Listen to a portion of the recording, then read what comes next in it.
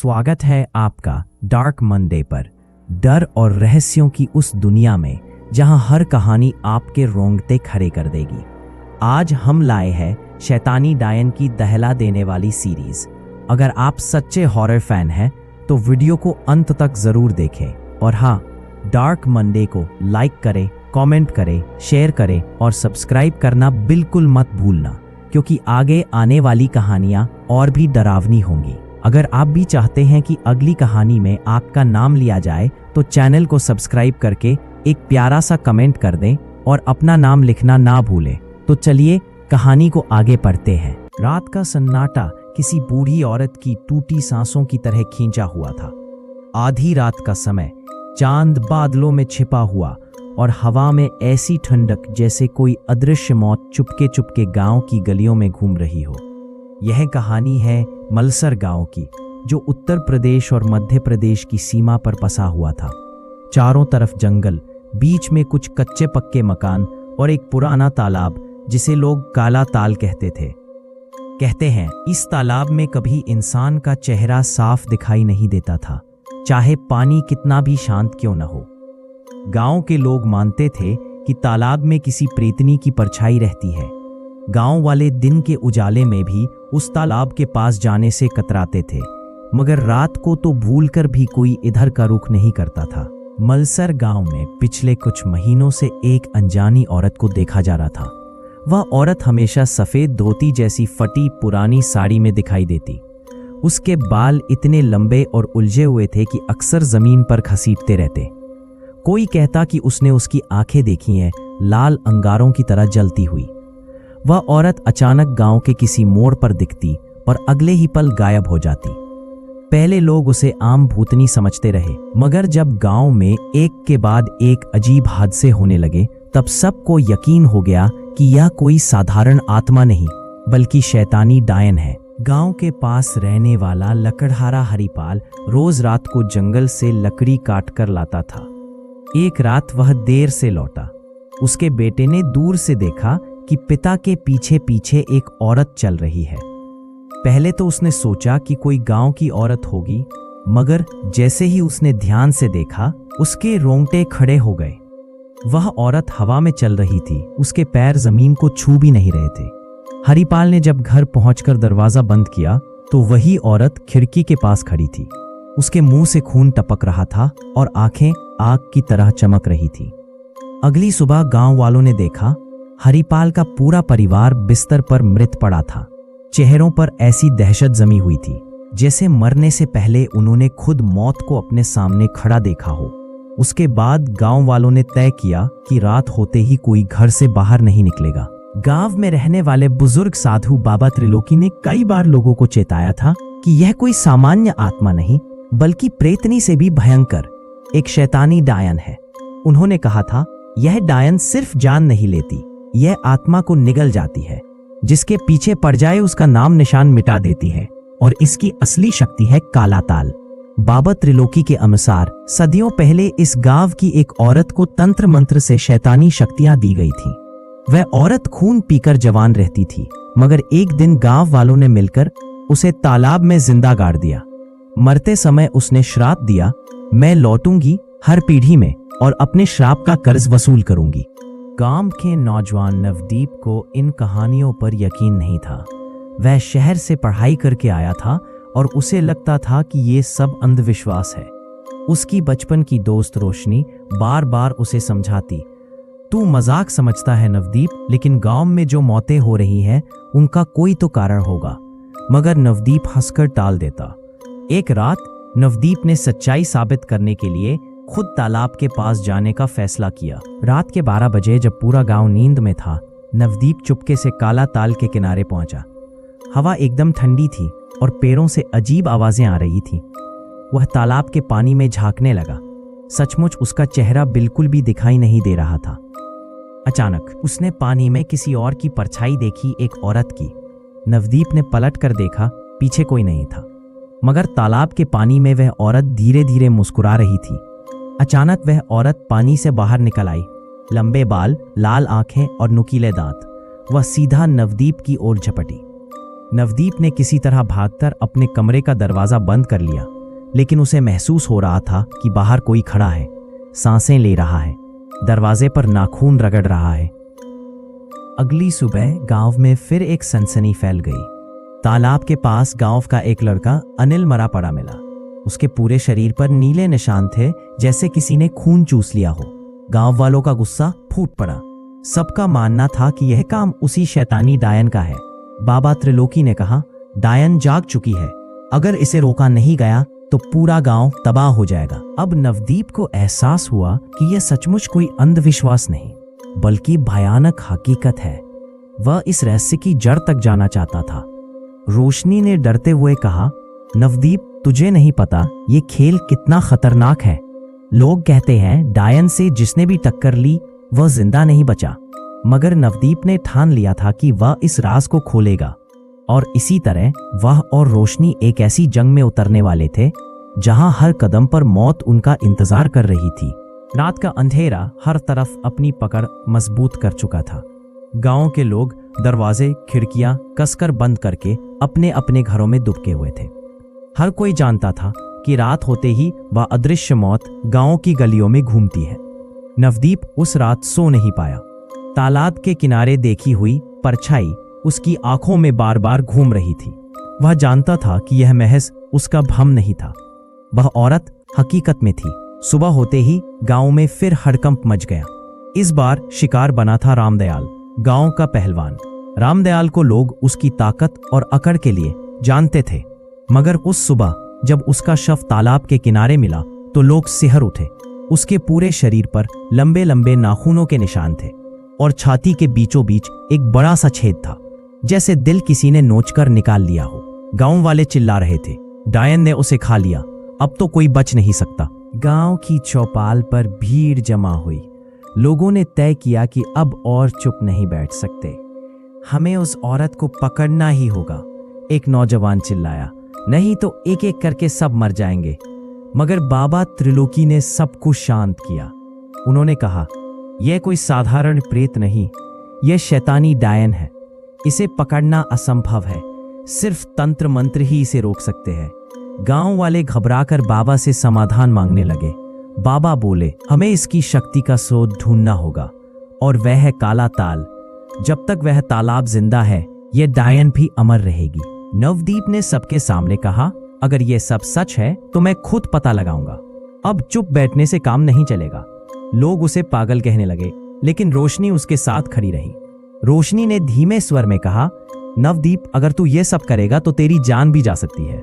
नवदीप बोला, अगर हम डरते रहे तो ये डायन हमें वैसे भी नहीं छोड़ेगी।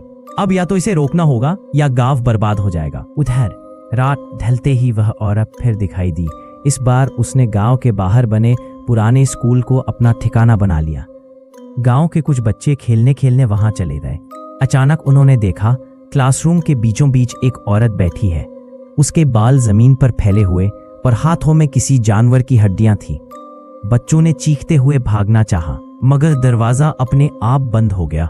औरत ने सिर उठाया, उसकी आंखों से खून की धार निकल रही थी। एक बच्चे ने खिड़की से छलांग लगाकर किसी तरह बाहर निकलकर गांव वालों को बताया।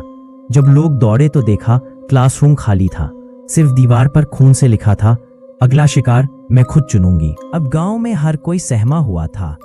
लोग अपने बच्चों को घर से बाहर निकालने से भी डरने लगे। बाबा त्रिलोकी ने सबको बताया कि डायन किसी भी इंसान को तभी मार सकती है जब उसकी परछाई तालाब के पानी में दिखाई दे। इसलिए उन्होंने गांव वालों को चेताया, रात को तालाब के पास मत जाना, जो गया वह लौटकर नहीं आएगा। एक रात नवदीप और रोशनी ने तय किया कि वे तालाब के पास जाकर सच जानेंगे। वे दोनों हाथ में लालटेन लिए धीरे धीरे आगे बढ़े। तालाब शांत था, मगर चारों तरफ सन्नाटा गूंज रहा था। अचानक पानी में हलचल हुई। धीरे धीरे एक औरत का चेहरा उभरने लगा। वह मुस्कुरा रही थी, उसके दांतों से खून टपक रहा था। तुम यहाँ क्यों आए हो? एक फुसफुसाहट जैसी आवाज हवा में गूंजी।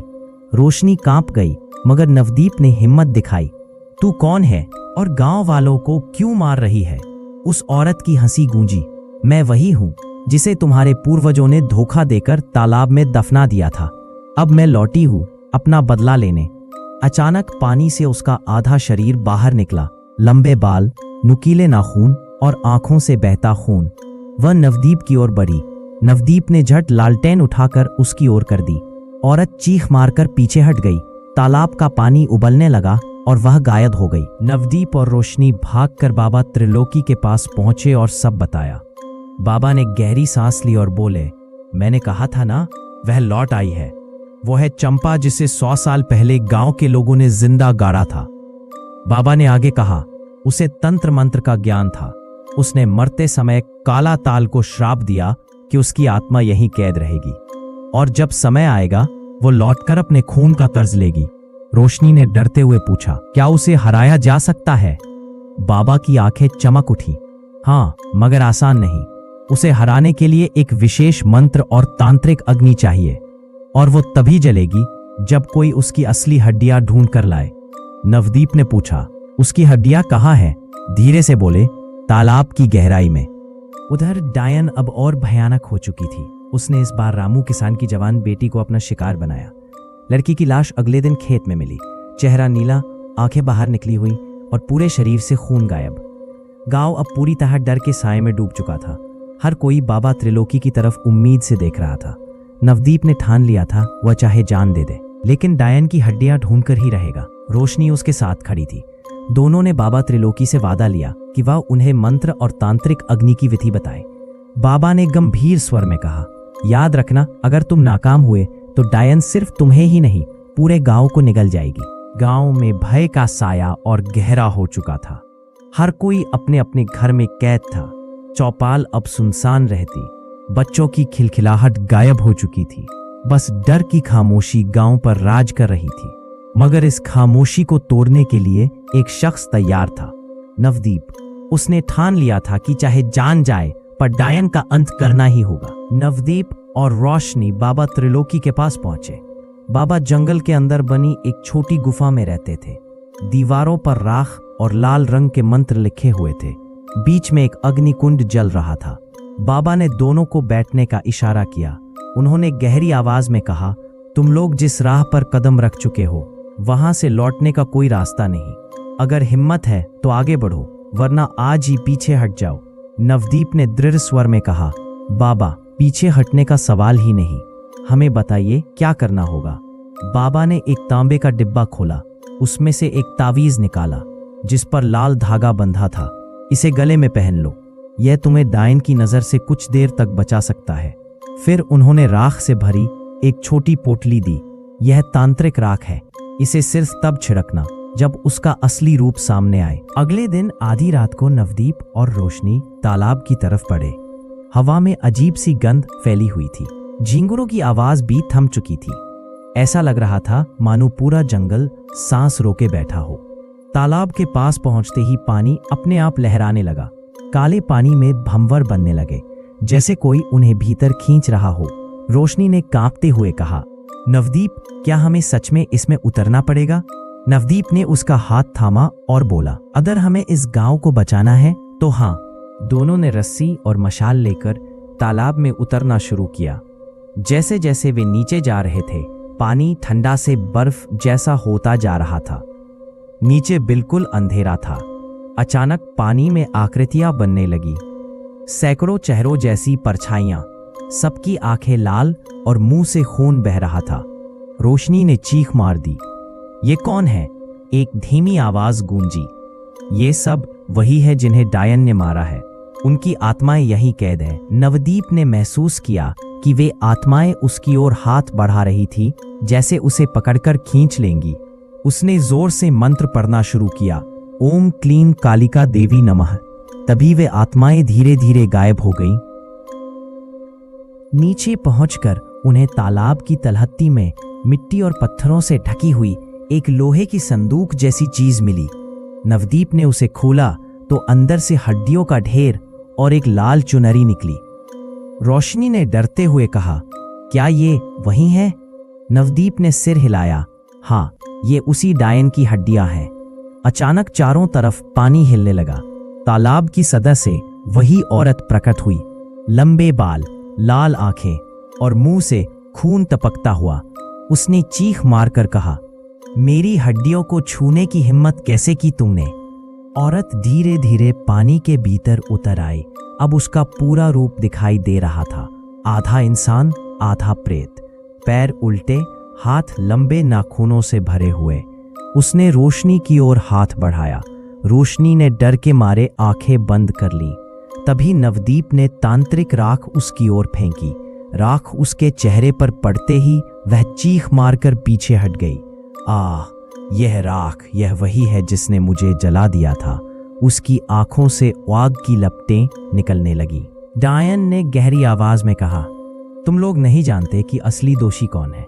मुझे तो सिर्फ तंत्र साधना करनी थी, मगर गांव वालों ने झूठे इल्जाम लगाकर मुझे जिंदा गाड़ दिया।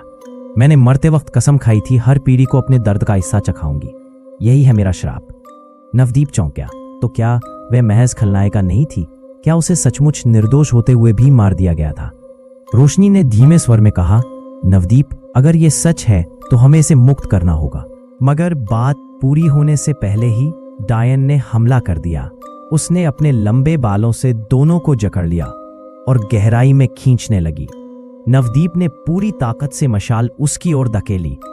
आग उसकी छाती से टकराई और वह दर्द से चीख पड़ी। उसने दोनों को छोड़ दिया, मगर उसकी आंखों में ऐसी नफरत जल रही थी कि साफ था वह उन्हें जिंदा नहीं छोड़ेगी। किसी तरह नवदीप और रोशनी हड्डियां लेकर तालाब से बाहर निकल आए। दोनों हाफते हुए जमीन पर गिरे। तभी बाबा त्रिलोकी वहां पहुंच गए। उन्होंने हड्डियां देखकर गंभीर स्वर में कहा, अब असली युद्ध शुरू होगा। ये हड्डियां उसके वजूद की कुंजी है। अगर इन्हें पवित्र अग्नि में भस्म कर दिया जाए तभी उसका अंत होगा। दूर जंगल से एक भयानक चीख गूंजी। डायन की आवाज थी, तुम मेरी हड्डियां ले गए, लेकिन उन्हें जलाने की हिम्मत मत करना, वरना पूरा गांव राख हो जाएगा। उसकी हंसी पूरे मलसर गांव में गूंज उठी। लोग घरों से बाहर आकर कांपते हुए आसमान की ओर देखने लगे। गांव अब निर्णायक युद्ध की ओर बढ़ रहा था। डायन और इंसान का आमना सामना। गांव अब पूरी तरह दहशत में था। हर घर के दरवाजे पर नीम की डालियां और लाल धागे बांध दिए गए थे, मगर लोग जानते थे कि यह सब बस ढांढस है। असल में अगर कोई उनकी रक्षा कर सकता था तो वह था बाबा त्रिलोकी और नवदीप रोशनी। हड्डियां अब बाबा की गुफा में सुरक्षित रखी गई थी, मगर यह सुरक्षा कितनी देर तक रहेगी यह किसी को नहीं पता था। बाबा त्रिलोकी ने नवदीप और रोशनी को बुलाकर कहा, अब अंतिम समय आ गया है।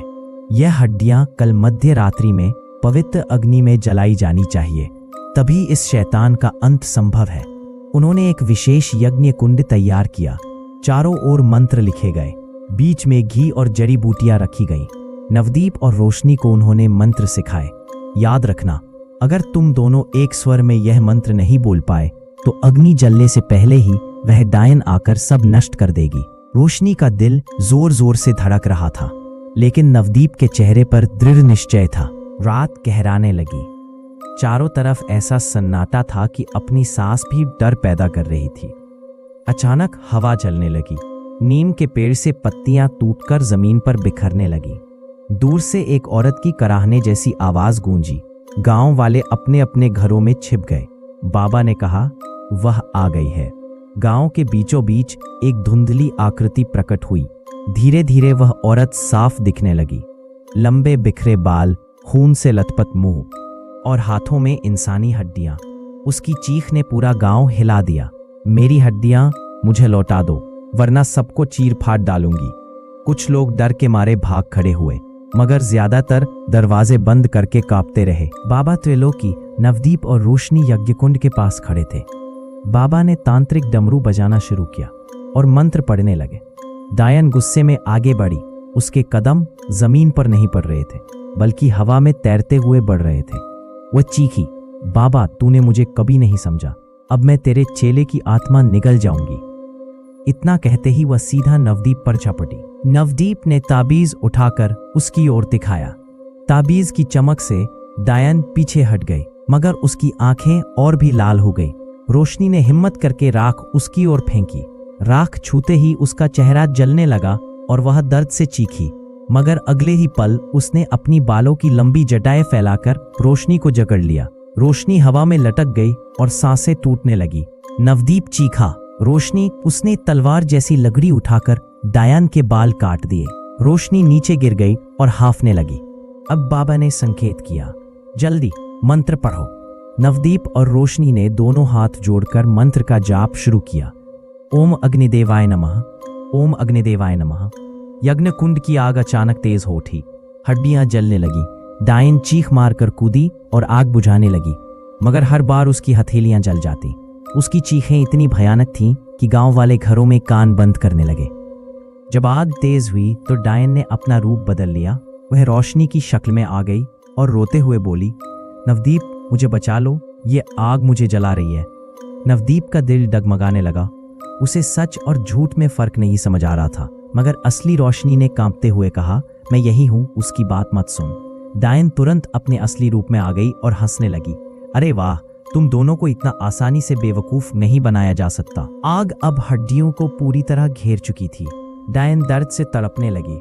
उसका शरीर कांपने लगा, आंखों से खून बह रहा था। अचानक उसने पूरा गांव हिलाने वाली चीख मारी। हवा तूफान की तरह चलने लगी, पेड़ उखड़ने लगे।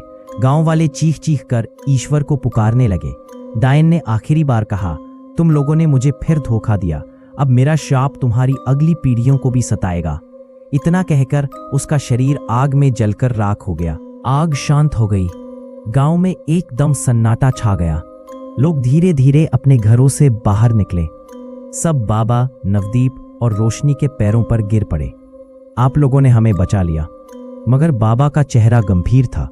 उन्होंने धीमी आवाज में कहा, कहानी यहीं खत्म नहीं हुई। उसने जो कहा वह सच भी हो सकता है। शायद उसका श्राप अभी भी जिंदा है। डायन की हड्डियां राख में बदल चुकी थीं। गांव पर छाया अंधेरा मानो धीरे धीरे हट रहा था। लोग एक दूसरे से गले मिलकर रोने लगे। कई महीनों बाद पहली बार उन्हें लगा कि वे जिंदा बच गए हैं। मगर बाबा त्रिलोकी की आंखें गंभीर थीं। वह यज्ञ कुंड की बुझी राख को घूरते हुए बुदबुदाए, यह आग भले शांत हो गई हो, मगर उसका श्राप अब भी जिंदा है। अगले कुछ दिन गांव सामान्य दिखने लगा। लोग खेतों में काम पर लौट आए, बच्चे गलियों में खेलने लगे। पर रात होते ही एक अजीब सन्नाटा गांव को फिर से जकड़ लेता। कुत्ते बिना वजह भौंकते, बकरियां कांपने लगती और नीम के पेड़ पर कौवे झुंड बनाकर मंडराते। एक रात नवदीप को ख्वाब में वही औरत दिखाई दी। वह आग में जल रही थी, मगर उसकी आंखों में दया थी। उसने धीमे स्वर में कहा, तुमने मेरा शरीर जला दिया, लेकिन मेरी आत्मा अब भी इस तालाब में बंधी है। जब तक मेरा सच सामने नहीं आएगा, मैं चैन नहीं लूंगी। नवदीप हड़बड़ाकर उठ बैठा। उसका शरीर पसीने से भीग चुका था। सुबह वह बाबा त्रिलोकी के पास गया और ख्वाब के बारे में बताया। बाबा ने गहरी सांस लेते हुए कहा, यह महज ख्वाब नहीं है बेटा, ये उसकी आत्मा की पुकार है। सचमुच उसके साथ अन्याय हुआ था। रोशनी ने हैरान होकर पूछा, मतलब वह निर्दोष थी? बाबा ने सिर हिलाया। हाँ, उसे गांव के पुराने जमींदार ने तंत्र साधना के झूठे इल्जाम में फंसाया। असल में जमींदार उसकी खूबसूरती और शक्ति से डरता था, इसलिए उसने गांव वालों को भड़काया और उसे तालाब में जिंदा गाड़ दिया। नवदीप और रोशनी सन्न रह गए। इसका मतलब ये था कि वे जिस औरत से लड़ रहे थे वह पहले शिकार थी और फिर राक्षस बनी। बाबा ने आगे बताया, वह औरत चंपा थी। उसका दिल साफ था, मगर मरते समय जब उसने गांव के धोखे को देखा तो उसकी आत्मा में जहर भर गया। वही जहर उसे शैतानी डायन बना गया। रोशनी की आंखों में आंसू भर आए। तो हमें उसे मुक्त करना होगा, वरना उसका श्राप हमेशा हमारी आने वाली पीढ़ियों को सताता रहेगा। बाबा ने गंभीर स्वर में कहा, लेकिन आत्मा को मुक्त करना उतना आसान नहीं है। उसके लिए हमें उसी जगह जाकर उसका सच उजागर करना होगा। काला ताल। अगली रात नवदीप, रोशनी और बाबा त्रिलोकी फिर तालाब की ओर निकले। इस बार गांव के कुछ साहसी नौजवान भी उनके साथ थे। चांदनी रात में तालाब और भी डरावना लग रहा था। पानी बिल्कुल स्थिर था, मानो उसमें मौत की परछाई छिपी हो। बाबा ने सबको घेरा बनाकर बैठने का आदेश दिया। उन्होंने मंत्रोच्चार शुरू किया और राख से जमीन पर एक त्रिकोण खींचा। जैसे ही मंत्र ऊंचे हुए, तालाब में भंवर बनने लगे। धीरे धीरे पानी से धुंधली आकृति निकली। वह थी चंपा, मगर इस बार उसका रूप पहले से अलग था। चेहरा पीड़ा से भरा, आंखों में आंसू पर शरीर आग की राख से झुलसा हुआ। उसने धीमी आवाज में कहा, मुझे गलत समझा गया, मैं सिर्फ इंसाफ चाहती थी। गांव वाले कांपने लगे। कुछ लोग डर से भागने लगे, मगर बाबा ने उन्हें रोका। यह क्षण सत्य का है, अगर तुम भागोगे तो उसका श्राप और भयंकर हो जाएगा। नवदीप ने साहस करके आगे बढ़कर कहा, चंपा, हम मानते हैं कि तेरे साथ अन्याय हुआ। गांव वालों ने तुझ पर झूठा इल्जाम लगाया। आज हम सबके सामने तुझे निर्दोष घोषित करते हैं। रोशनी ने कांपते हुए कहा, तेरी आत्मा को मुक्त करने की प्रार्थना करते हैं। हम तुझे अब डायन नहीं, एक पीड़ित औरत के रूप में याद करेंगे। गांव के बुजुर्ग भी आगे आए और रोते हुए बोले, हमारे पुरखों ने तुझ पर जुल्म किया। आज हम सब उनके पाप का प्रायश्चित करते हैं। चंपा की आंखों से आंसू बहने लगे। धीरे धीरे उसका चेहरा शांत होता गया। उसका राक्षसी रूप मिटने लगा और वह पहले जैसी सुंदर औरत में बदलने लगी। आसमान में हल्की रोशनी फैलने लगी। कौवे उड़ गए, हवा रुक गई और तालाब का पानी चमकने लगा। चंपा ने आखिरी बार मुस्कुराकर कहा, धन्यवाद, अब मैं मुक्त हूं। उसकी आत्मा प्रकाश की एक किरण में बदलकर आसमान में विलीन हो गई। अगली सुबह गांव की हवा बदल चुकी थी। बच्चों की हंसी फिर गलियों में गूंजी। खेतों में कामकाज शुरू हो गया और लोग पहली बार चैन की सांस ले पाए। बाबा त्रिलोकी ने कहा, अब गांव सुरक्षित है, श्राद्ध टूट चुका है। मगर याद रखना, किसी भी निर्दोष पर अन्याय करोगे तो वही आत्मा तुम्हें फिर सजा देगी। नवदीप और रोशनी ने आसमान की ओर देखा। उन्हें लगा मानो वहां से चंपा की आत्मा मुस्कुरा रही है। मगर कहानी यहीं खत्म नहीं होती। कई साल बाद गांव में एक बच्ची का जन्म हुआ। उसके माथे पर जन्म से ही लाल तिल था और उसकी आंखें असामान्य रूप से गहरी लगती थी। बुजुर्गों ने फुसफुसाकर कहा, कहीं यह चंपा का पुनर्जन्म तो नहीं। गांव एक बार फिर दहशत और रहस्य में डूब गया।